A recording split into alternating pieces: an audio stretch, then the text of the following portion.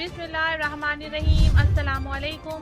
आपको इस वक्त सबसे बड़ी खबर से आगाह करते हैं कि हुकूमत ने पेट्रोल और डीजल की कीमत में बड़े इजाफे का ऐलान कर दिया, जिसका ऐलान आज रात तक मुतवक्का है। पेट्रोल 282 रुपये फ़ी लीटर और डीजल 296 रुपये फ़ी लीटर करने का फैसला किया गया है।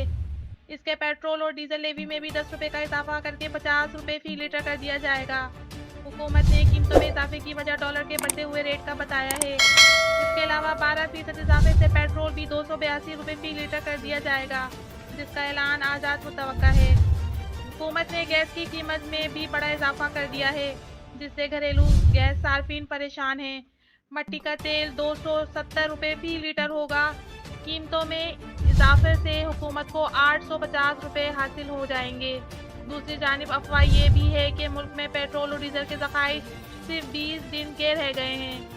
सब दोस्तों से गुजारिश है कि जिन्होंने अभी तक हमारे चैनल को सब्सक्राइब नहीं किया वो हमारे चैनल को सब्सक्राइब कर लें।